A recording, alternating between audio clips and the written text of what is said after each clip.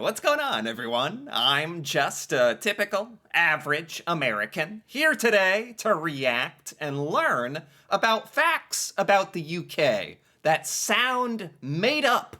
I gotta say, this topic just immediately grabbed my attention. The question we're looking at here today is, what are your favorite facts about the UK that are just so ridiculous, so strange, that they sound made up? This is a Reddit discussion I really wanted to take a look at. I think it'd be a lot of fun to see some of the answers here from people in the UK. So let's take a look at some of these weird facts about the UK.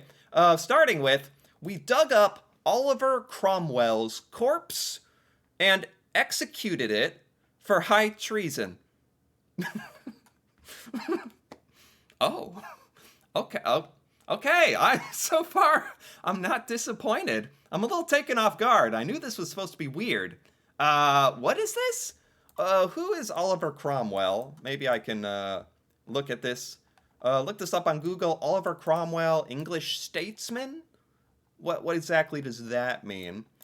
Statesman, politician, soldier, one of the most important figures in history of the British Isles. And he was. I'm still. Is this really what I'm reading? Is this correct? What I'm seeing here? Dug up his corpse and then executed the corpse, the dead person, for high treason. Did this happen? Okay. You know what? That is a perfect starting fact because that is so crazy. It sounds made up, but at the same time, it's so weird. Maybe it happened? What? What did he do? Did his dead body commit high treason or you know what? I don't we don't need to get into it. That is a weird one. All right, is this kind of a sign of what's to come with these weird facts that sound made up about the UK? Maybe. Let's keep going. In World War II, the Germans were making a fake military camp to fool British intelligence. They made fake tanks and other stuff. The British were already aware of this. So when Germans finished creating their decoy, a British soldier flew over the military base, which was really fake and a decoy, and dropped a single wooden bomb on the fake tank. Sounds like a comedy skit. What? Wait. Did they?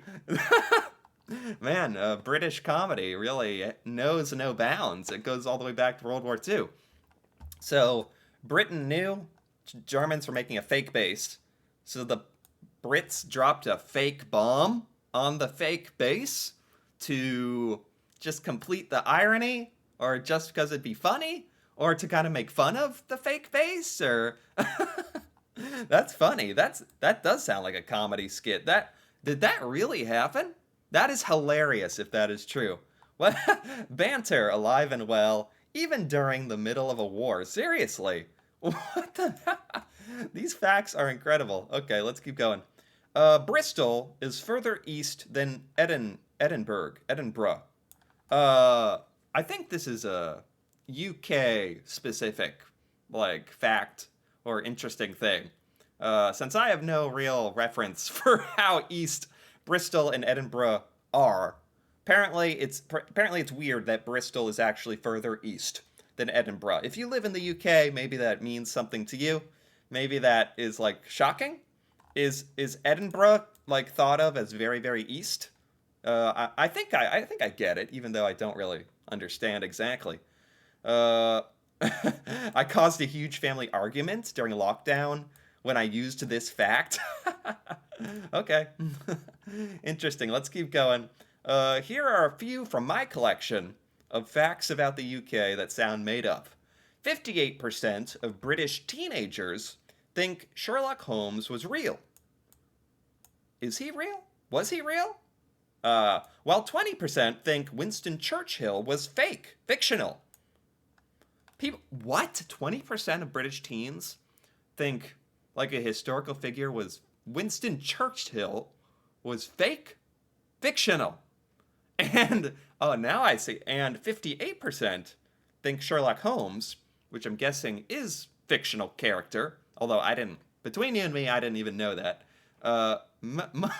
More British teenagers believe in Sherlock Holmes than Winston Churchill. Oh no, well, that's not exactly right. 58% think Sherlock Holmes is real, which is a lot. But 80% think Winston Churchill is real. 20% think Winston Churchill is made up. Okay, that's still probably too much. French was the official language of England for over 600 years. I actually learned about this fact. Finally a fact that I actually heard about, and that was incredible to learn at the time. I had never heard that before, and it's like, how does an entire country speak a different language for 600 years and then just change? I don't even understand how that's possible. Okay, but anyway, that's kind of the theme of all of these facts here. That doesn't even sound possible. Okay, what else do we have here? The first advert on Channel 5 was an advert for Channel 5. They hadn't really discovered what the point of advertising was yet. The point of adverts and commercials. They're already watching the channel, and they get an advert for the channel. I mean, that would just make it so they like don't leave. Maybe it would do something, if not give you a little chuckle.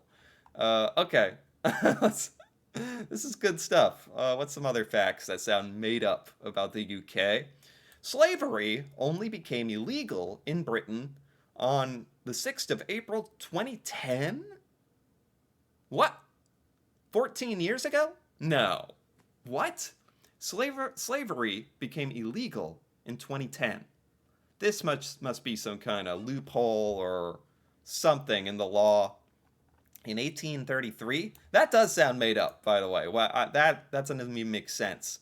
In 1833, all the slaves owned by Brits had their freedom bought by the British government. Oh, I didn't know that. The money going to the slave owners. We borrowed the money and finished paying the loan in 2015? What? Yeah, I didn't know any of this stuff about these old laws and these old policies having to do with slavery still around in 2010, still paying off a payment for slaves in 2015. What the heck? Well, at least you finished paying off the loan, I guess. And at least you changed the law in 2010, but my God, that's awful recent. I'm sure there's a logical explanation for all this. Moving on. In 1915, the Lock millionaire, Cecil Chubb, I mean, this already sounds like a made-up person. Whatever, a Lock millionaire, Cecil Chubb, bought his wife Stonehenge. This is a good one. What? He bought his wife he bought Stonehenge. She didn't like it. So in 1918, he gave it back. He gave it to the nation, to the UK. You can just buy Stonehenge in 1915. What a discount. Only 109 years ago. I wonder how much Stonehenge costs. I believe this. This almost sounds made up, but it's so ridiculous. It's just the right amount where I believe it. That is crazy. Okay, let's get I am not disappointed today. These are extremely entertaining. These facts that sound made up. I hope they're not made up, or I'm just blindly accepting all of these as fact, whether they are or are not, just for the entertainment, if nothing else. The shortest war ever fought was between Britain and Zanzibar in 1896. Zanzibar surrendered in 38 minutes. You know what? I like that. I like the efficiency. If you know that you've lost, you know what? Why not? That's an interesting fact. But I also like that it probably minimized the casualties of a war. So that was technically a war in 1896. 38 minutes. Okay. I'd like to know how many died in this war. Hopefully none.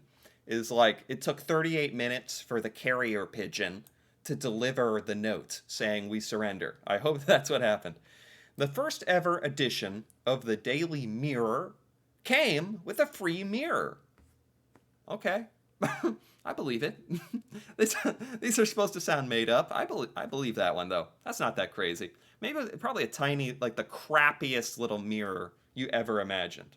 If it's like a giant mirror that like fills up your whole wall, then that would sound made up. That'd be impressive. I need to know the size of this mirror before I judge the made upness of this fact. I have to say. All right, what else do we have? Just like humans, British cows moo in regional accents. This is saying that the cows themselves actually make different sounds. The cow like have accents. The cows themselves have a British accent. Wow. I hope to meet a British cow one day. What? Wait. I mean, okay. I'm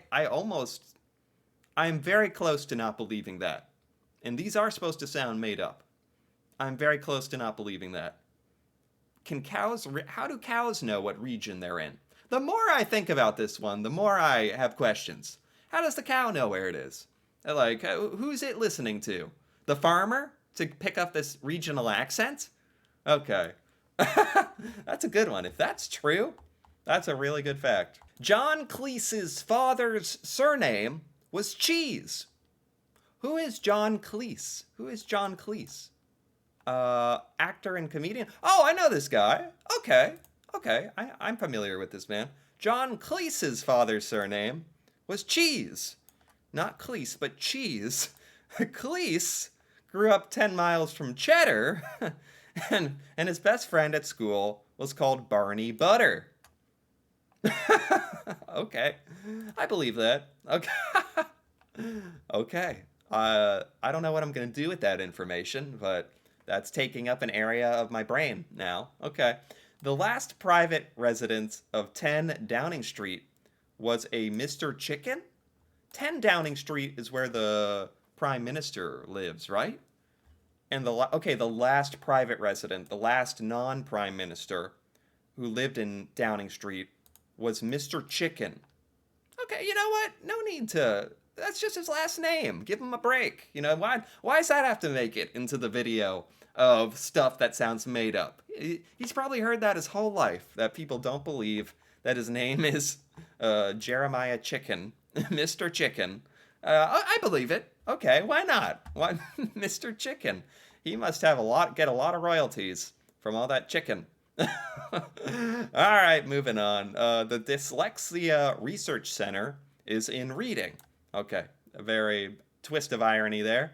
All but one of the ravens at the Tower of London died from stress during the Blitz. There are ravens on the Tower of London, and during the Blitz, they died. What is the Blitz? What is that referring to? The Blitz was a German bombing campaign against the UK in 1940. Okay, that is terrifying, terrible to have to look up and see, but I do understand the history now. There were ravens that during this Blitz died from stress. Probably some humans as well that died from stress. Like, that's horrifying. Okay, but to the point of the fact, that is weird that birds like got stressed out and died. That I didn't know that. They're very empathetic, apparently. In his first year at Harrow, Winston Churchill was bottom of the whole school. I mean, I like stuff like that. I think there's other examples of, like, they say Einstein couldn't read till he was like 5 or something, or 10. You know, these really accomplished people who like score in the bottom of their class. I like that. I believe it. In 1999, Darlington FC acquired 50,000 worms to irrigate their waterlogged pitch. They all drowned. So this is a football club? Darlington Football Club. I'm seeing if my American brain can understand this. Darlington FC Football Club. They got worms because they wanted to play so badly. They tried to get worms to drink the water? What were the worms supposed to do besides drown? Which is what happened. That's sad. Sad for the worms. Okay. Some of this stuff is just downright absurd. I'm reading crazy fact after crazy fact after crazy fact. I feel like I almost get a little jaded. I cannot under exaggerate how strange these actually are. Okay, let's get a couple more facts about the UK that sound made up but are real. The UK has the most tornadoes of any country in the world per square mile. Really? Why is that? Why does the UK have the most tornadoes out of everywhere? Unlucky. That's unlucky. There must be some kind of weather related explanation to all that, right? Some kind of meteorological explanation, I assume. Interesting. Okay, what else? That Sean Paul's Nan is from Coventry. This is way, I have no idea what we're talking about. This is way too British for me to understand. What? Sean Paul. Let me look up Sean Paul real quick. Jamaican rapper and singer? Is this what we're talking about? Sean Paul's Nan is from Coventry. No idea. Is that unbelievable? Does that sound made up? I have no idea. No idea. Scotland's national animal is the unicorn. Is it? Oh, that almost sounds kind of familiar. What? Why? When? You know what? Why not? Why not? What am I saying? Why the heck not? I mean, all joking aside, why like a made up animal? Does any other country have a national animal that's fictional? Or is Scotland where the unicorns are and I've just never seen them for myself? That does sound made up. Like a lot of Americans would not believe that fact. So in that sense, that is a good one. That is a good one. Okay, let's get a couple more here. The forward-facing guns of the HMS Belfast, the museum ship moored on the River Thames in London, are permanently positioned to score a direct hit on the M1 motorway's service station at Scratchwood? What? So there's guns on a boat that are permanently locked in to be aimed to hit the M1 motorways. That is extremely weird and random. Is there a reason for that? The 6-inch guns can fire 112-pound shells and deliver an awesome pounding to the cafe and toilet shop. What do they think's gonna happen there? Wait, what? What? Why? What's the point? The UK is a made-up country. Here we go. These are the facts I come here for. The UK is a made-up country. It's made up of England, Wales, Scotland, and Northern Ireland. You know what? To this fact, like to this point, it is a little confusing to me. Like, is the UK a country? But England is a country, and Wales, Scotland, Northern Ireland, they're all countries. But together they're a country as well, the UK. That's always confused me a little bit. I don't know if this fact was getting at that the UK is a made-up country, but I'm starting to think this is true. What? Someone please explain that to me. I don't understand. But anyway, I actually enjoyed this immensely. I thought this discussion looked interesting, and I think I was right. This was really entertaining stuff. A whole lot of stuff that sounds made up, but is apparently true.